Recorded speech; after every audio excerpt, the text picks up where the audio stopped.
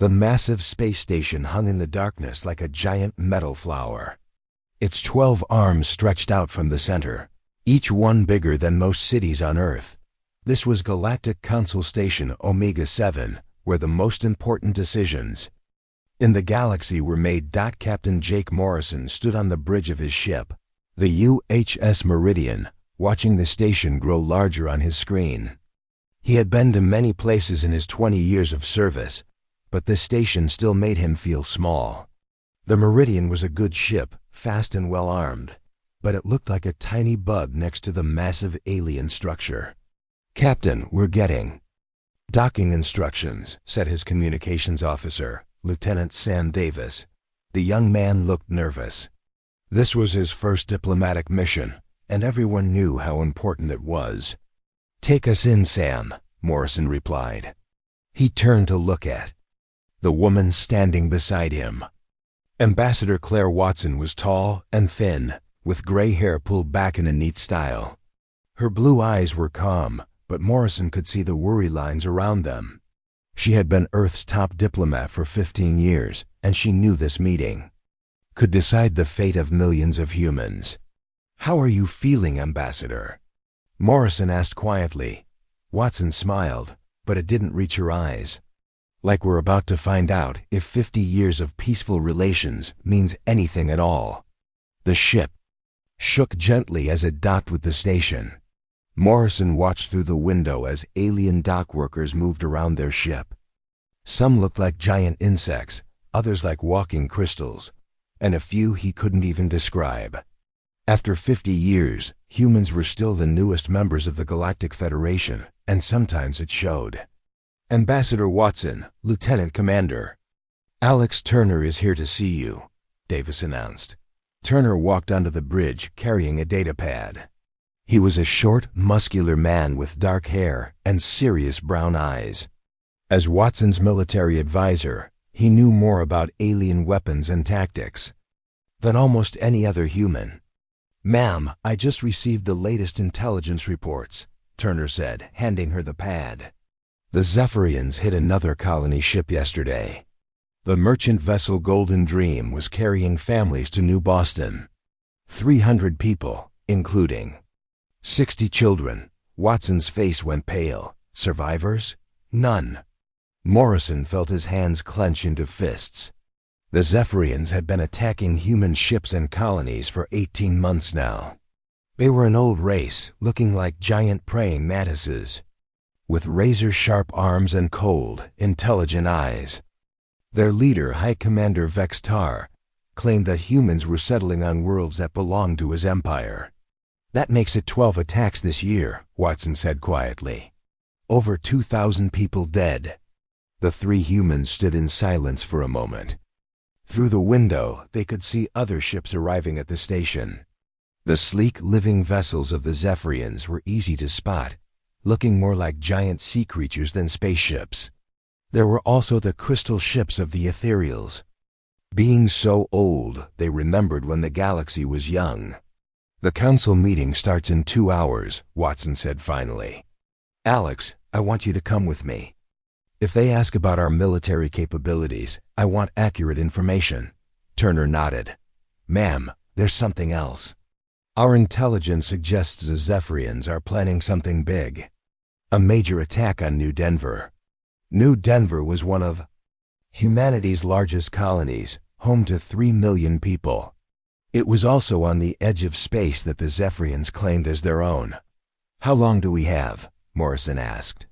"Maybe a month, if we're lucky." Watson closed her eyes and took a deep breath. "Then we better make this count." 2 hours later, Ambassador Watson walked into the council chamber.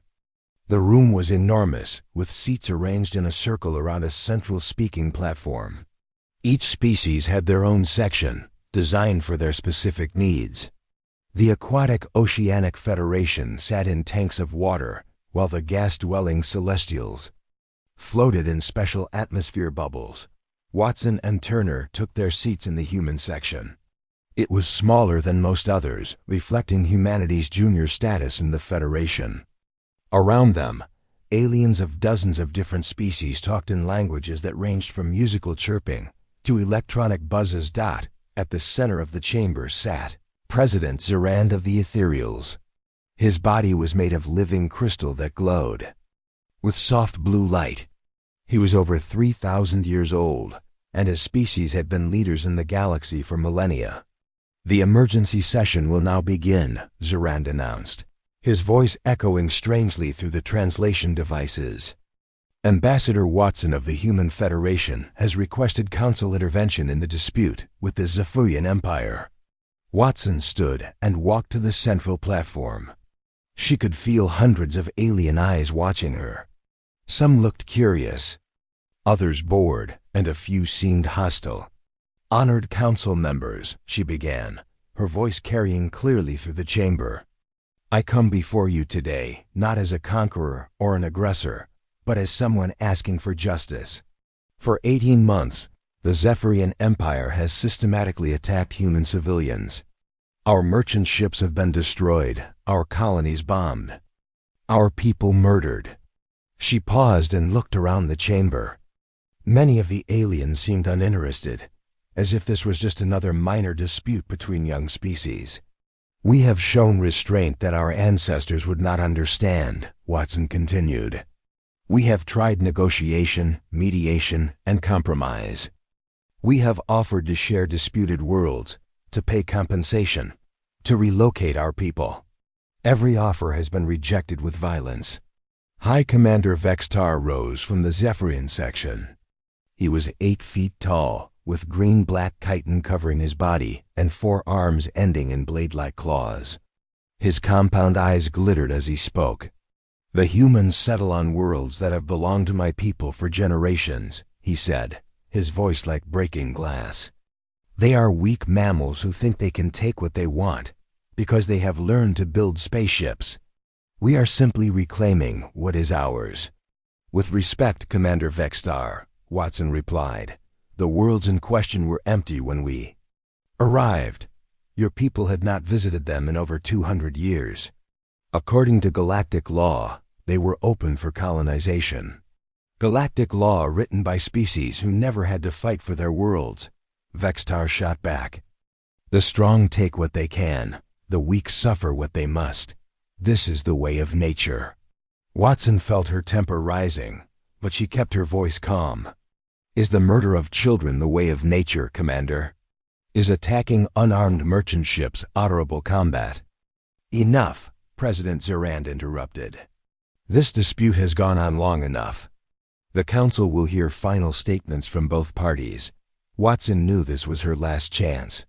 She looked around the chamber at beings who had lived for centuries, or millennia, who saw humanity as newcomers barely worth noticing. "Members of the Council," she said, her voice carrying a new tone that made several aliens sit up straighter. "We have come to you in peace, asking for justice, seeking mediation.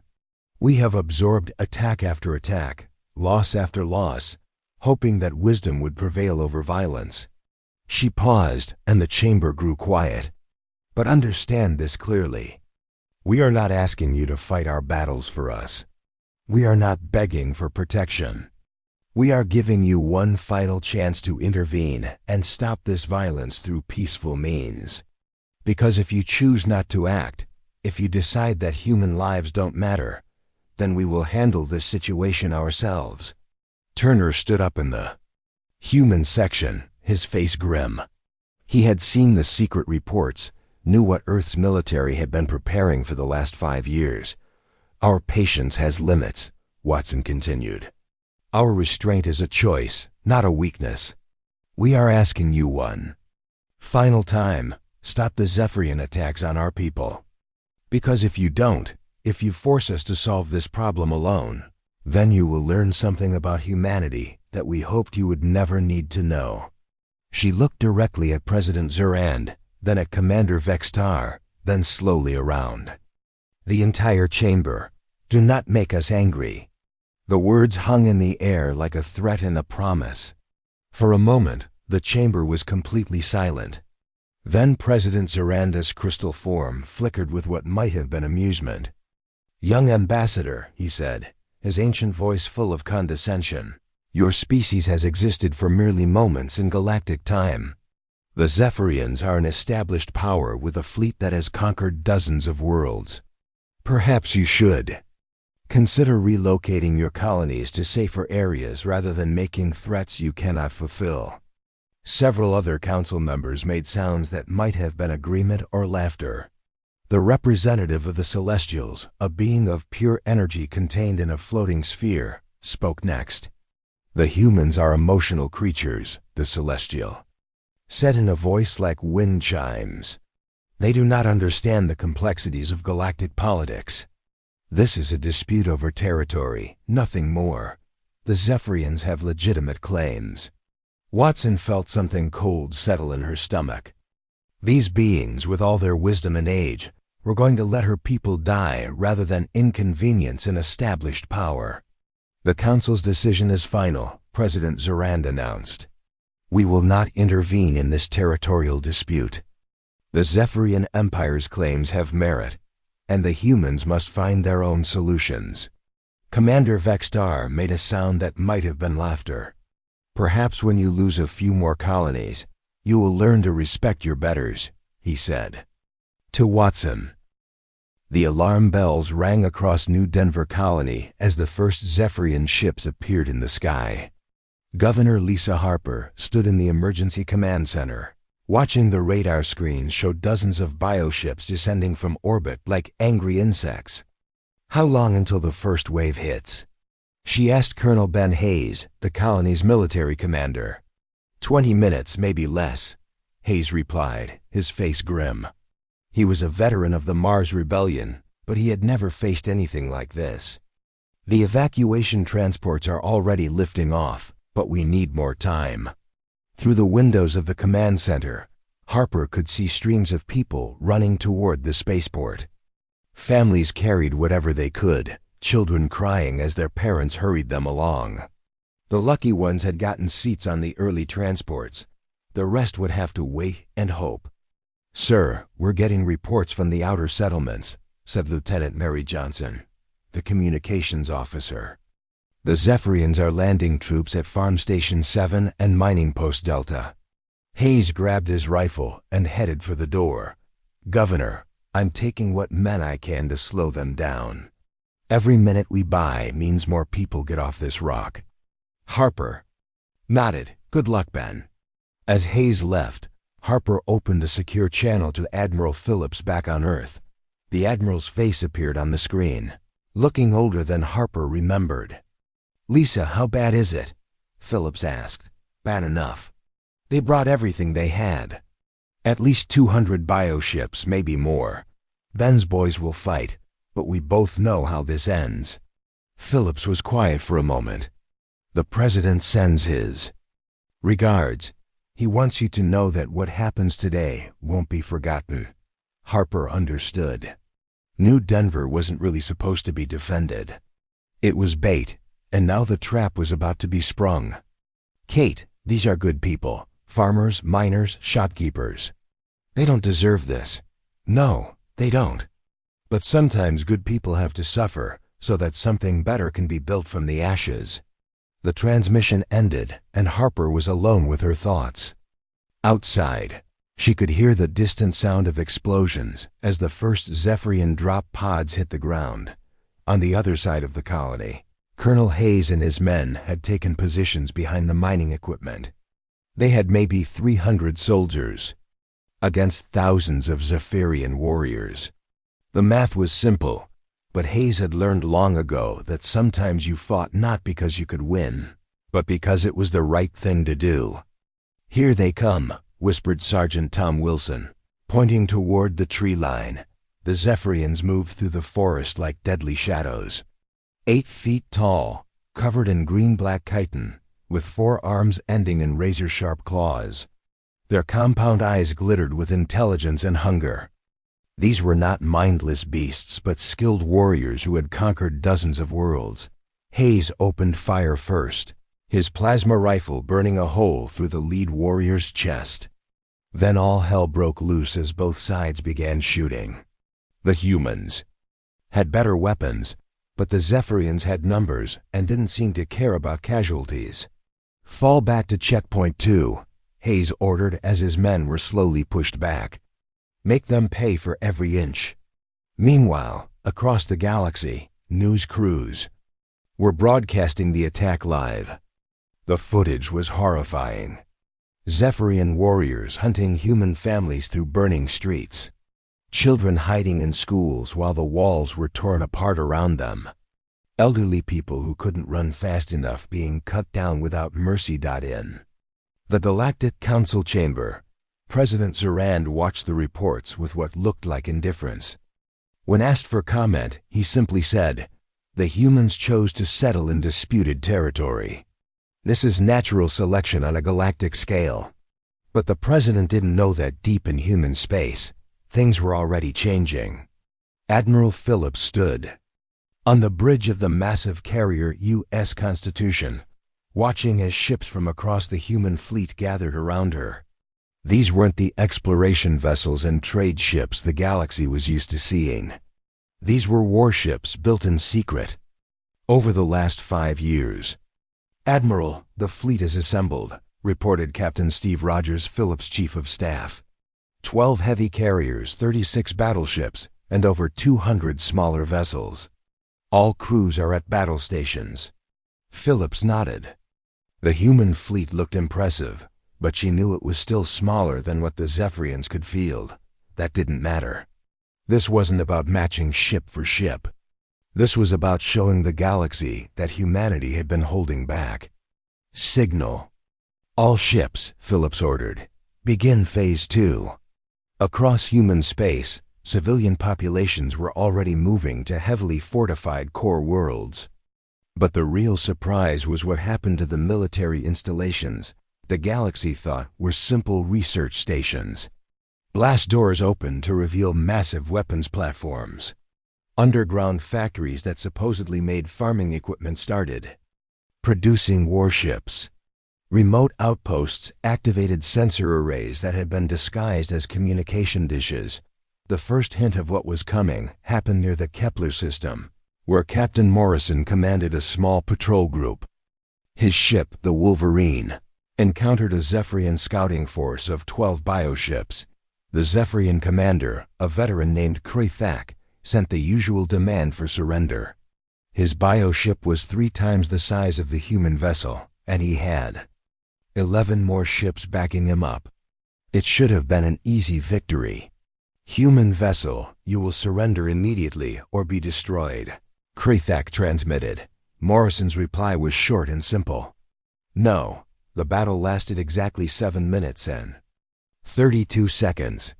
When it was over, the Zephyrian scouting force was gone, leaving only scattered debris and confused biomatter floating in space.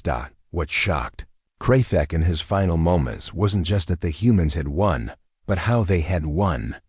The Wolverine used weapons the Zephyrians had never seen before. Tungsten rods accelerated to incredible speeds, punched through bioship hulls like paper. Electromagnetic pulses disrupted the neural networks that controlled Zephyrian vessels. Most terrifying of all, some kind of virus seemed to attack the bioships themselves, making them turn against each other. The recording of the battle, when it reached High Commander Vextar on his flagship above the Zephyrian homeworld, showed something that made even his cold blood run colder. The humans hadn't just been lucky. They had been prepared. Very prepared. Back on New Denver, the evacuation was almost complete. Governor Harper stood on the last transport, watching her colony burn below. Zephyrian warriors moved through the streets, their chittering war cries echoing off the empty buildings. "Ma'am, we need to go," said the pilot. Harper nodded and took one last look at the world she had governed for 10 years. "Send the final signal," she told her aide. "Tell them the bait has been taken." The signal went out on a frequency the Zephyrians couldn't detect, reaching every human ship and station in the sector. 3 simple words that would change everything. Execute Thunderstorm Protocol. Within hours, the response began. Human ships that had been hiding in asteroid fields and nebulae suddenly appeared throughout Zephyrian space. Not the slow, peaceful vessels the galaxy was used to seeing, but fast attack ships bristling with weapons. The first target was a Zephyrian supply depot near the Rigel system. The attack force, led by Captain Lisa Parker in the stealth ship UHS Shadow, struck without warning. The depot's bio-defenses never had a chance to respond before they were overwhelmed by human weapons designed specifically to counter Zephyrian biology. But the most shocking attack came at the Zephyrian military academy on Chiton Manor.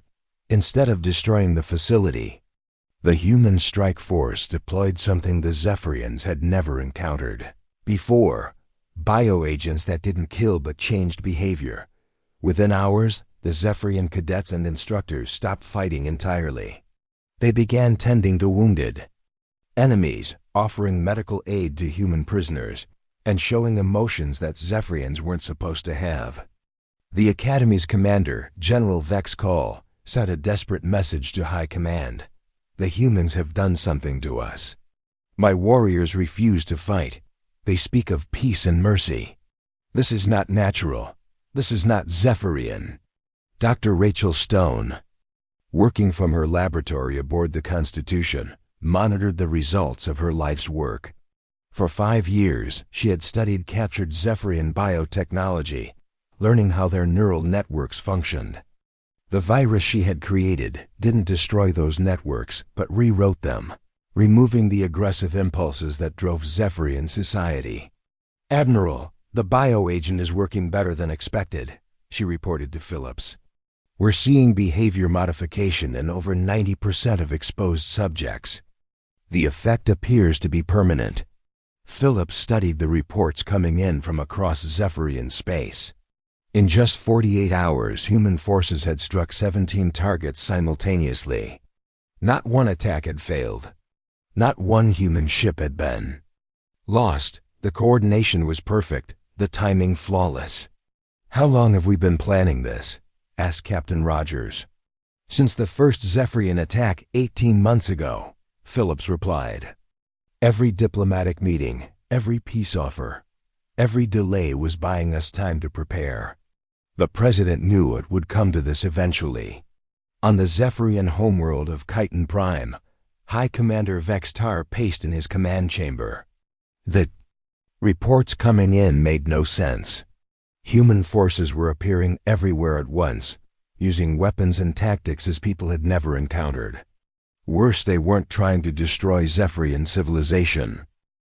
The news traveled across the galaxy faster than anyone expected. Within 72 hours of New Denver's fall, human fleets had struck 17 Zephyrian military bases across 3 different star systems. The attacks weren't random or desperate. They were planned, coordinated, and devastatingly effective. High Commander Vex Tar stood in his command chamber aboard the massive bioship Hive Mother, staring at reports that made no sense. Each human attack had been perfectly timed, hitting exactly the right targets to cause maximum damage to Zephyrian military capability. "How many ships have we lost?" he asked his aide, Kextar. 47 bioships destroyed, sir." "Another 31.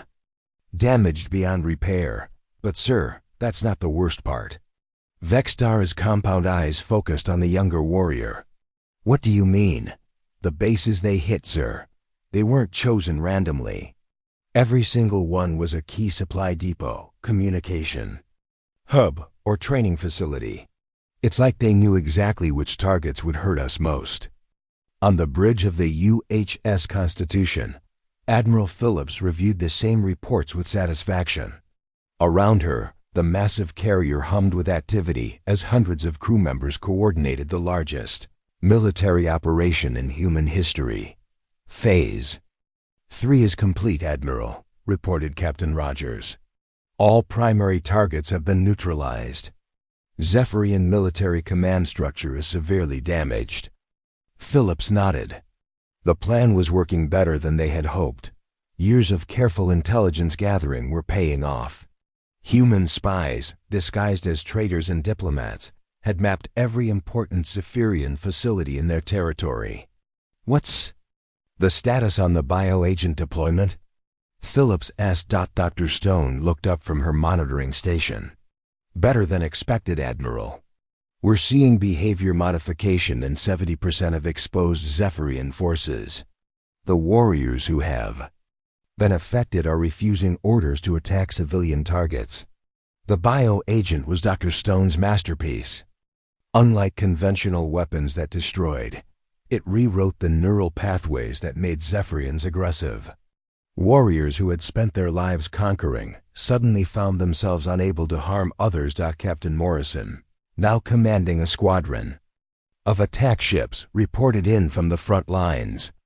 "Admiral, we've encountered something interesting at the Rigel 7 facility. The Zephyrian defenders are trying to surrender, but they don't know how. Their language doesn't even have words for it." Phillips smiled grimly.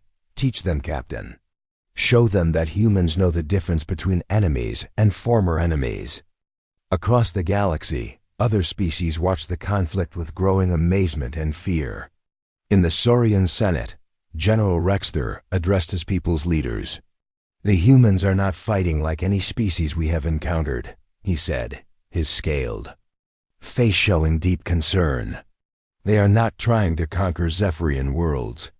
They are not seeking revenge for their losses. They are systematically dismantling a military force while showing mercy to defeated enemies." The Oceanic Federation held emergency sessions in their underwater cities. Ambassador Reefsinger, speaking through her water-filled communication device, expressed what many species were thinking. "We may have seriously misjudged the humans. Their military capability was completely hidden from us. If they could do this to the Zephyrians, what could they do to us?" But the most important reactions came from the Galactic Council itself. President Zurand called an emergency meeting as reports flooded in from across the galaxy. The ancient ethereal's crystal form flickered with agitation as he processed information that challenged everything he thought he knew. "How is this possible?" asked the representative from the Celestials, her energy form pulsing with confusion. "Our intelligence reports showed the humans had a small, primarily defensive fleet." "They lied to us," said the delegate from the Silicon Collective, his rocky voice grinding with anger. "They hid their true capabilities for 50 years. President Zurand was quiet for a long moment. Around him, representatives from 12 species argued and worried. Finally he spoke. "No, they did not lie. We simply never asked the right questions. We assumed that because they were new to space travel, they were new to warfare. We forgot that species don't reach the stars without learning to fight." Meanwhile, the human offensive continued with mechanical precision. Captain Lisa Parker led a strike force against the Zephyrian Queen ship, a massive bio-vessel that served as both command center and breeding facility. The Queen ship was supposed to be impossible to attack, protected by layers of smaller vessels and biodefenses. Parker's fleet approached from 3 directions, using stealth technology that made human ships nearly invisible to Zephyrian sensors. When they struck, it wasn't with overwhelming firepower, but with surgical precision. "Target the neural control centers," Parker ordered. "We want to capture the ship, not destroy it." The attack lasted only 20 minutes. Human boarding parties, wearing specialized suits that protected them from Zephyrian bioweapons, took control of key sections of the massive vessel. They didn't kill the crew. Instead, they deployed Dr. Stone's bioagents throughout the ship's atmosphere system. Within hours, the Queen ship's crew was experiencing something they had never felt before: doubt about their mission. Zephyrian officers, who had spent decades planning conquests, suddenly found themselves questioning why they fought at all. The ship's commander, an ancient warrior named Hive Mother Kestara, sent a message that shocked the entire Zephyrian fleet. "I do not understand what is happening to me," she transmitted. "I look at the human prisoners we have taken, and I feel sadness for their suffering. This is not how a Zephyrian should think, yet I cannot make myself order their execution. High Commander Vextar received the message aboard his flagship and felt something he had never experienced before: fear. Not fear of death, which every warrior understood, but fear of becoming something other than what he was. "Sir," reported Kextar, "we're getting similar reports from across the fleet. Warriors are refusing to attack human medical ships.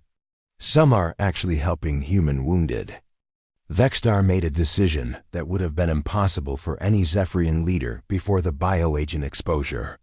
He opened a direct communication channel to Admiral Phillips. The human admiral appeared on his screen, her gray hair and lined face, showing the strain of command.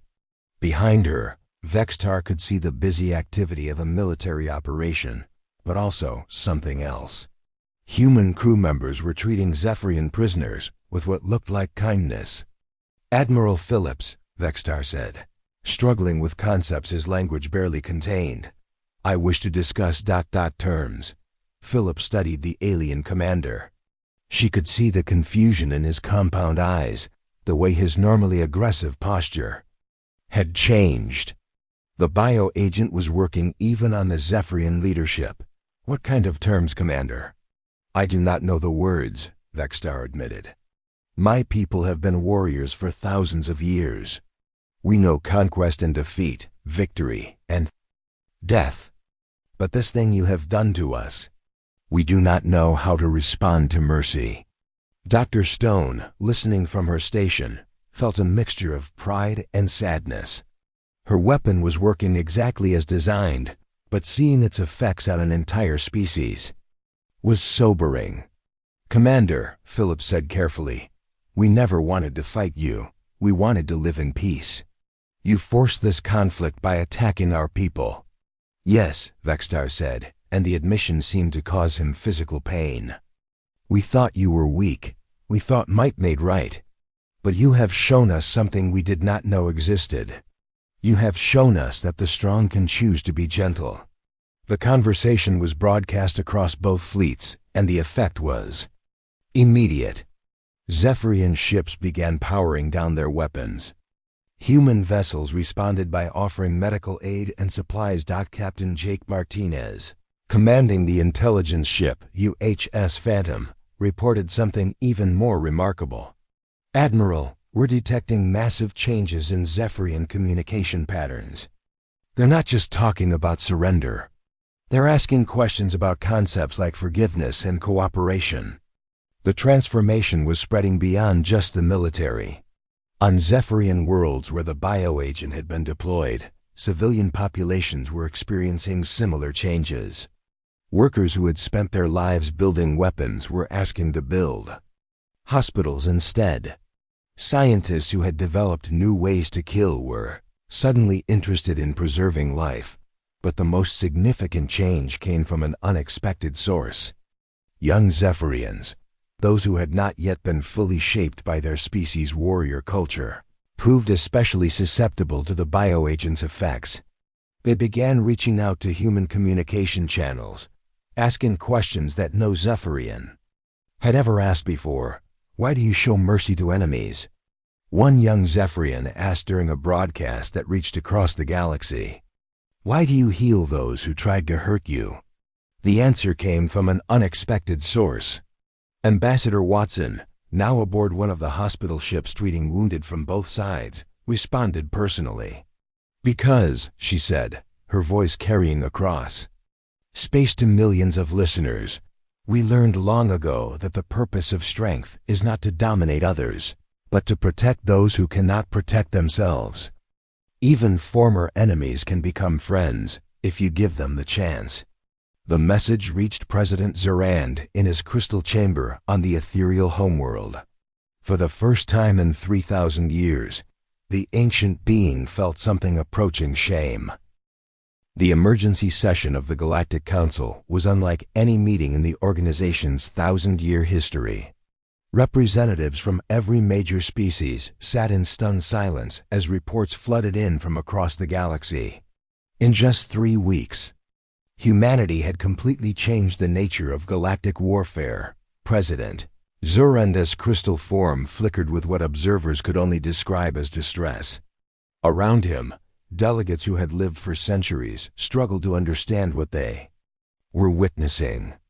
The humans have neutralized the Zephyrian Empire's military capability without committing genocide, reported General Rexter of the Saurians, his scaled face showing amazement. Their precision is remarkable. They could have destroyed entire worlds but chose surgical strikes instead. The representative from the Oceanic Federation, Ambassador Reefsinger, spoke through her water-filled communication device. More disturbing is their restraint. Even in retaliation for New Denver, they have shown mercy to defeated enemies. This is not how galactic warfare works. But it was the delegate from the Silicon Collective who voiced what everyone was thinking. The question is not what they did to the Zephyrians. The question is what they could do to us. On Earth, President Nancy Wilson stood in the Situation Room, surrounded by monitors showing the transformed state of former Zephyrian territory. Her advisors were discussing the implications of what they had accomplished.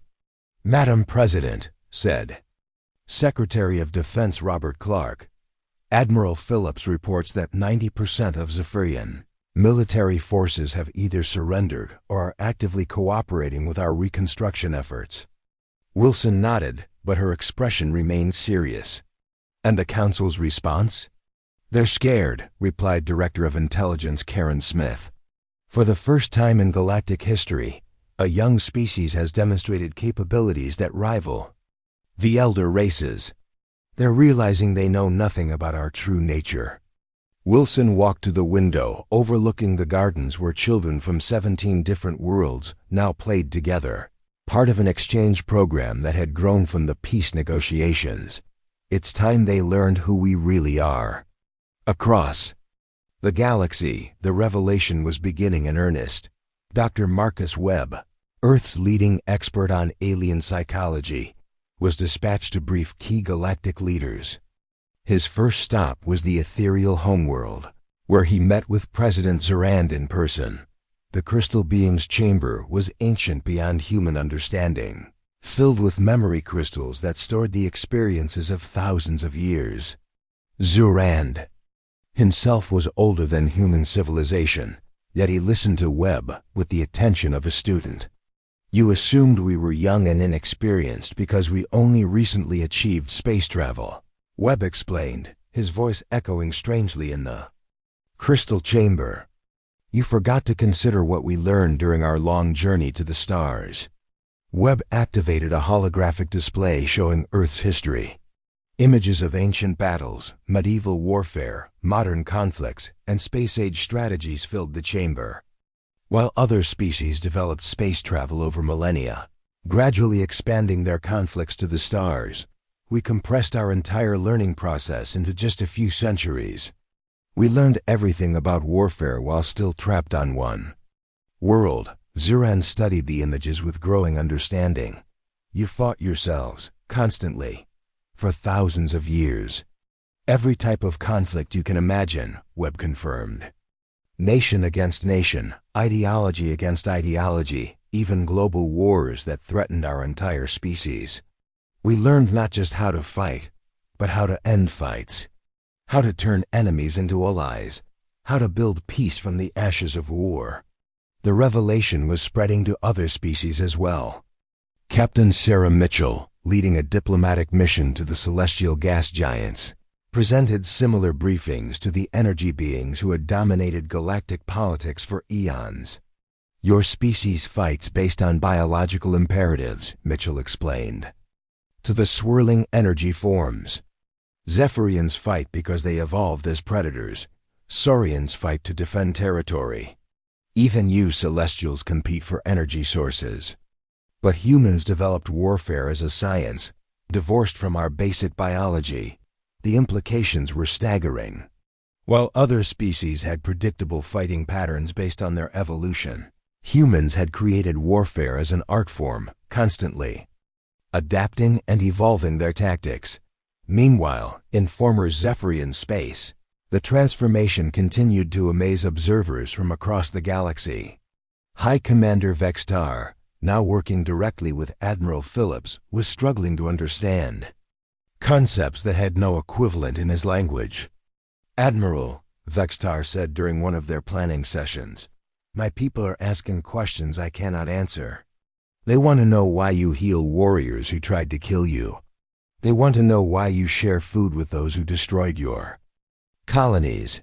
Phillips looked at the massive insectoid commander, seeing not the monster who had ordered the death of thousands, but a being who was genuinely trying to understand a completely foreign concept. "Because, Commander, we learned something during our wars on Earth. The best way to defeat an enemy is to make them stop being your enemy. Dead enemies stay dead, but former enemies can become friends." The conversation was being monitored by intelligence services across the galaxy. Species that had dominated through fear and superior firepower for millennia were realizing that humanity had developed something far more powerful: the ability to transform conflict itself. Dr. Stone, working from her new laboratory on the former Zephyrian research station, was amazed by the results of her bioagents. "Admiral, we're seeing changes that go far beyond what we expected. The Zephyrians aren't just becoming less aggressive. They're developing entirely new forms of social organization." The bioagents had done more than remove violent impulses. They had opened neural pathways that allowed Zephyrians to experience emotions and concepts their species had never known.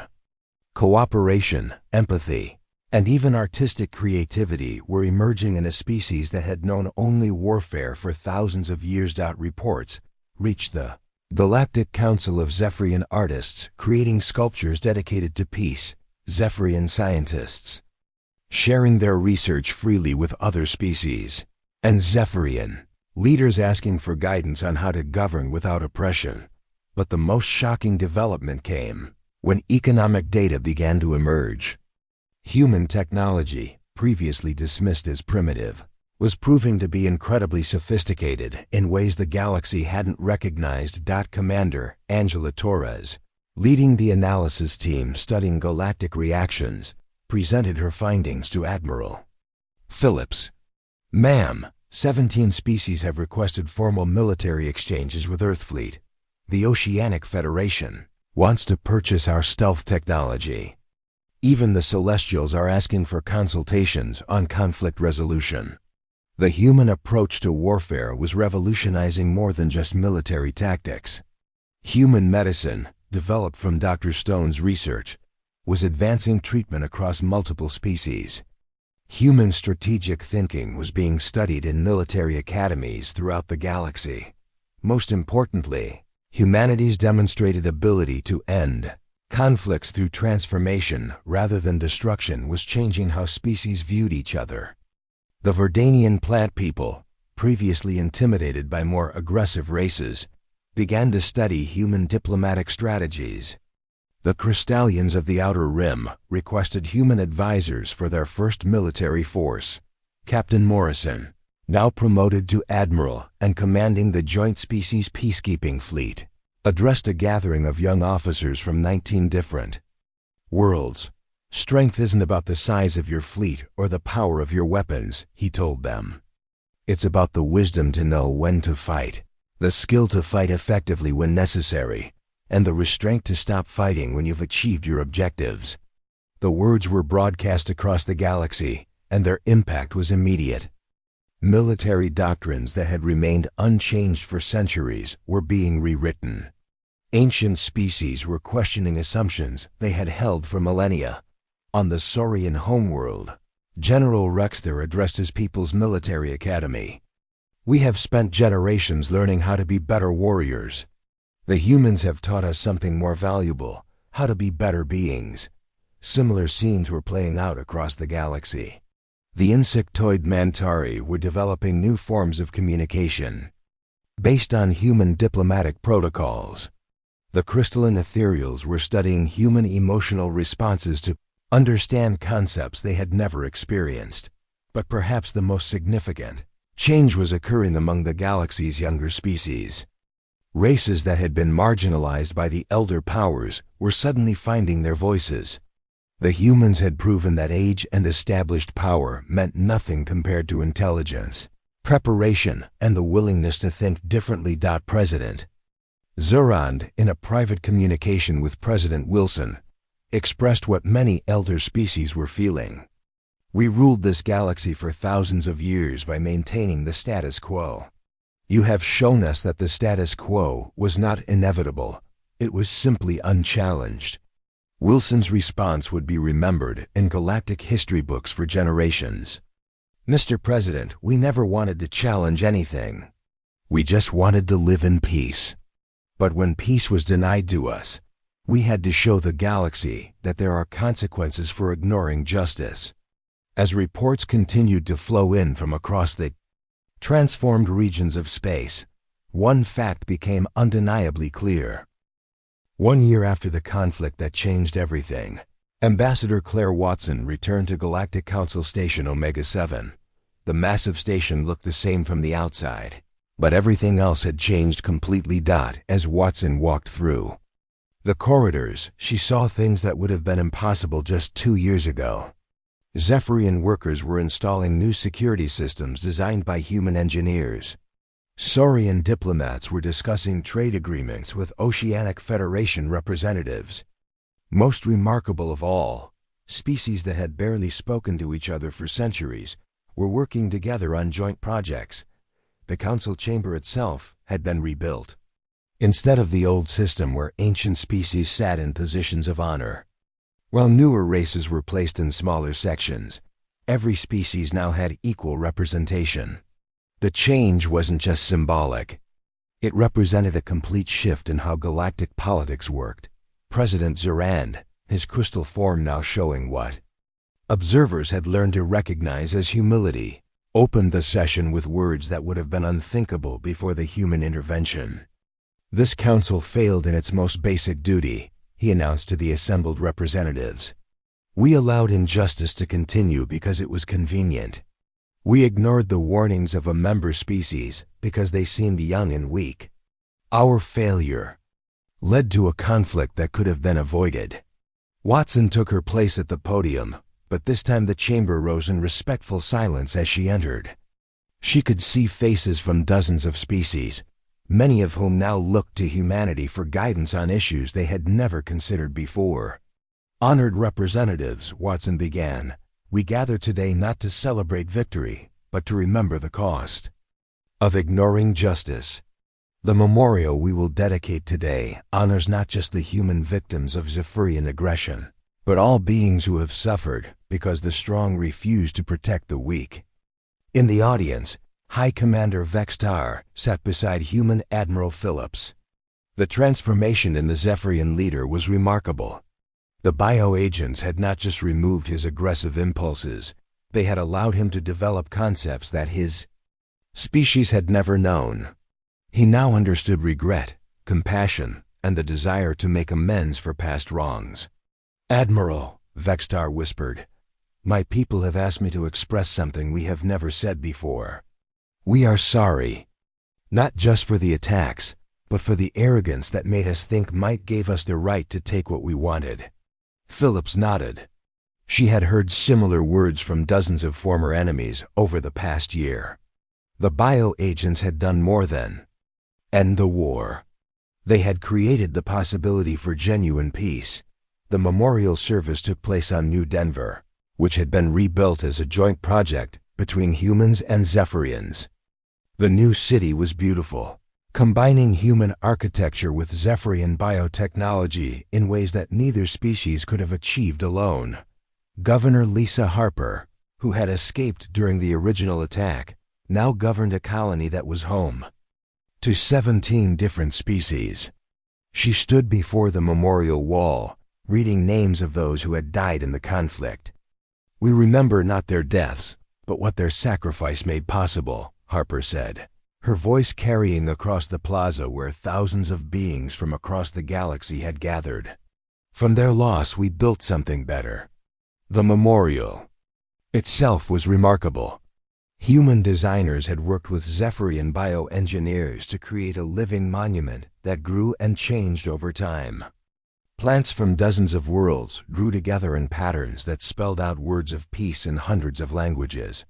But the most moving sight was a group of human and Zephyrian children playing together in the memorial gardens.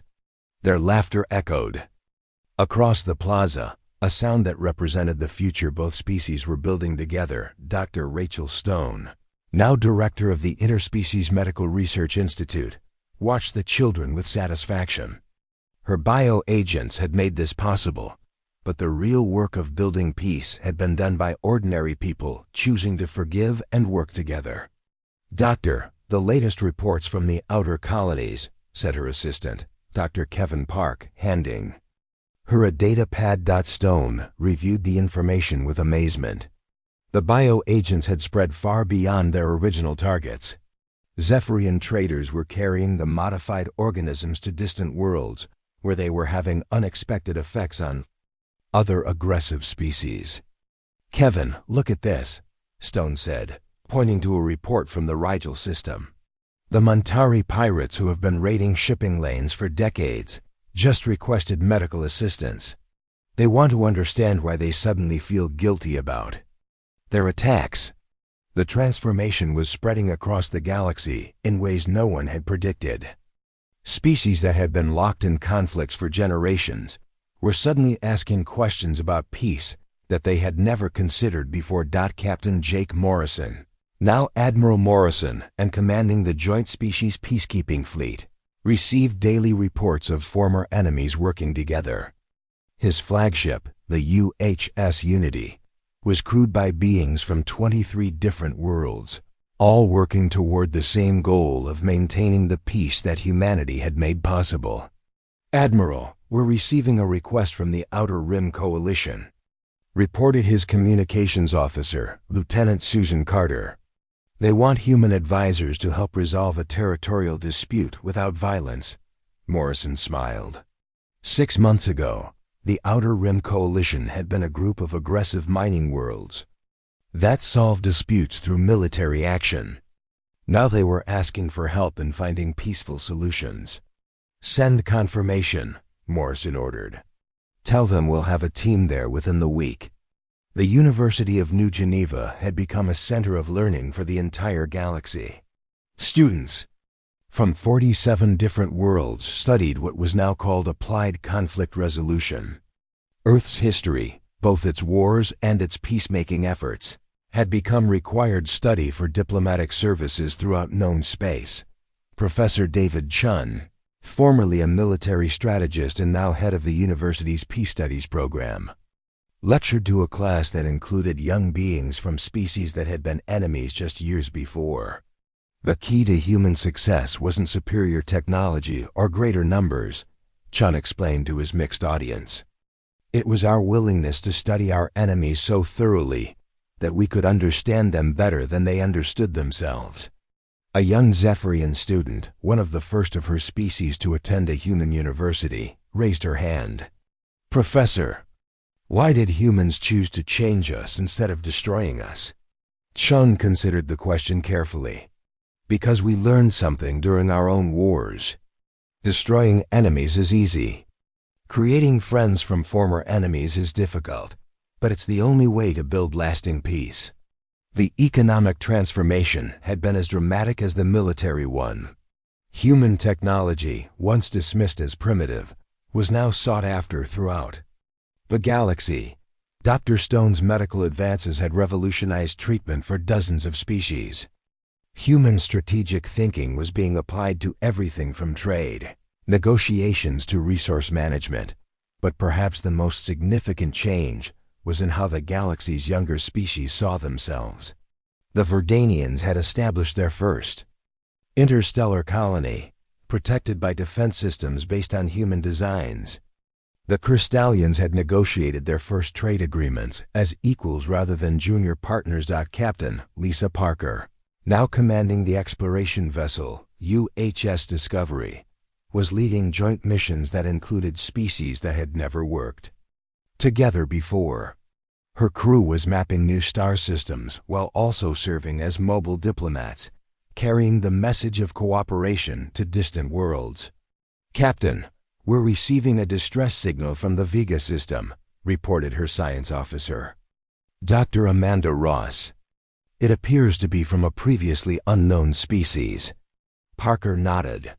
First contact situations had become more common as the galaxy became more peaceful. Species that had hidden from aggressive neighbors were now willing to reveal themselves to what they saw as a more benevolent galactic community.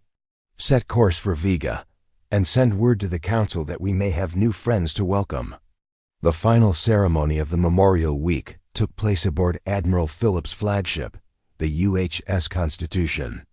Representatives from every species in the galaxy gathered to sign what would become known as the new Galactic Charter. The document was revolutionary. Instead of being based on the dominance of ancient species, it established principles of equality, justice, and peaceful conflict resolution. Every member species, regardless of age or power, would have equal voice in galactic affairs. President Wilson, now in her final year of office, addressed the assembled representatives via hologram from Earth. "1 year ago, you ignored our warnings because you thought we were weak," she said, her words carrying across space to billions of listeners. "You learned that our strength came not from weapons or fleets, but from our willingness to do what was right, even when it was difficult." She paused, looking at the camera that connected her to the ceremony. "We showed you our anger, as we promised we would. But we also showed you our mercy, our wisdom, and our belief that even the worst enemies can become the best friends if given the chance." As the ceremony concluded, Ambassador Watson stood on the observation deck of the Constitution, watching ships from dozens of species working together in joint exercises.